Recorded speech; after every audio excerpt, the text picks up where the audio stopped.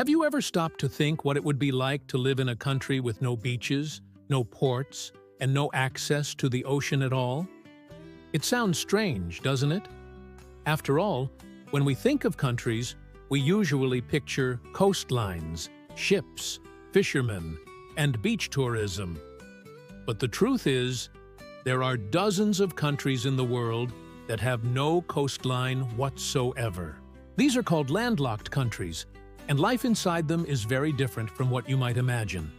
In the next few minutes, you're going to discover why these countries exist, how they function, what their biggest challenges are, and also some surprising curiosities you probably never heard about. Because what seems like a simple geographical detail actually hides stories of wars, political deals, fragile economies, and even creative solutions to survive without the sea. Let's start with the most obvious impact: trade. Having access to the sea means being able to use ports, cargo ships, and maritime routes, which are the cheapest way to move huge amounts of goods. Now imagine a country without that advantage. Everything that comes in or goes out has to cross land borders, highways, railways, and in some cases even depend on the goodwill of neighboring countries. That makes products more expensive, makes exports harder, and limits economic growth. Take Bolivia, for example. This South American country once had access to the Pacific Ocean, but it lost that access after the War of the Pacific in the 19th century against Chile. Since then, Bolivia has lived landlocked, and this has become almost a national trauma. For decades, the country has fought in international courts to regain a corridor to the sea, but to this day, it depends on Chilean ports to export its goods. For Bolivians, every truck that must cross the border before reaching a ship is a reminder of how geography can shape the destiny of an entire nation. Another interesting case is Paraguay. It is also landlocked, but it found a creative way to connect to international trade. Rivers. Paraguay uses the Paraguay River and the Paraná River as aquatic highways. Through them, ships can reach ports in Brazil, Argentina, and Uruguay. It's like an indirect exit to the ocean. That shows how landlocked countries must squeeze every possible resource, turning rivers into vital lifelines for their economy. But the problem isn't only economic. Not having access to the sea also affects culture and even a people's mentality. In coastal countries, fishing is part of daily life. Seafood dishes are part of local cuisine, and beach tourism brings in millions. In landlocked countries, culture is far more focused on inland traditions. Food usually revolves around meat, grains, and local produce. And the idea of going to the beach often exists only in movies or in expensive trips abroad. So, how many landlocked countries are there in the world today? There are more than 40, spread across different continents. Most are concentrated in Africa and Central Asia, where territorial disputes and historical border divisions left many nations without access to the ocean. Some are small and little known, like Liechtenstein, tucked between Switzerland and Austria, or Bhutan, hidden between India and China. Others, despite being landlocked, are large and populous, like Ethiopia and Afghanistan. And here's a curiosity very few people know. There are even doubly landlocked countries.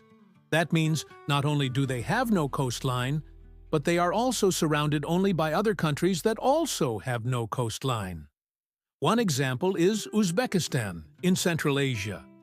To reach the ocean, a product from Uzbekistan must cross at least 2 different countries. Imagine the logistical challenge of exporting anything from there. Still, not all landlocked countries are doomed to struggle. Some turn their limitation into opportunity. Switzerland, for example, has no sea but became a financial, industrial, and tourist powerhouse. It compensates for the lack of ports with impeccable infrastructure, modern railways, and international agreements that guarantee easy access to neighboring ports. Luxembourg did the same, using its central location in Europe. to become one of the most important banking centers in the world. But many are not so fortunate. In Africa, several landlocked nations face poverty that is directly tied to the absence of a coastline. Without their own ports, they rely on stronger neighbors and often face heavy fees to use export routes. This creates inequality and slows down development. Politics is another key factor. Throughout history, many wars were fought for access to the sea.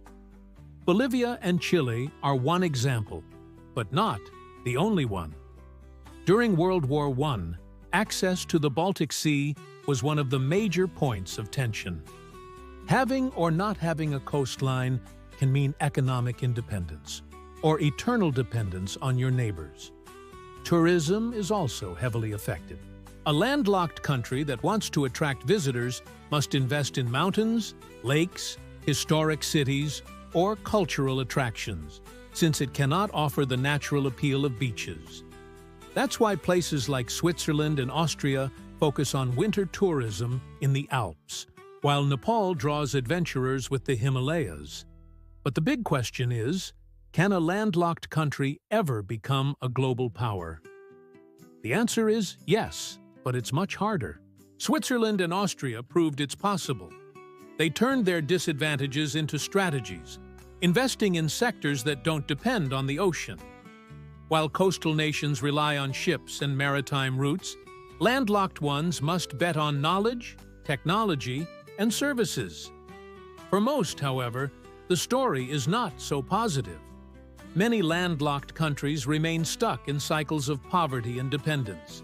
Without resources to compete, they're left at the margins of global trade. This shows how geography can seal a nation's fate, almost like a sentence written directly into the map. And if you think this is just a geographical detail, think again. The absence of a coastline changes the way a country connects to the world, affects its economy, its politics, its culture, and even its national identity. For some, it means creativity and adaptation. For others, it means limitation and endless struggle. In the end, living in a landlocked country is about much more than lacking beaches. It's about survival, identity, and strategy. It is a reminder that where you are on the map can be as important as any political or economic decision. Now, I want to hear from you. Do you think living in a landlocked country would be a huge problem? Or do you believe human creativity can overcome any geographic barrier? Leave your comment. Share this video with someone who loves geography, and don't forget to subscribe. Because here, we'll always dive into the most surprising secrets of the world. Secrets that prove even the smallest detail on a map can change the destiny of millions of people.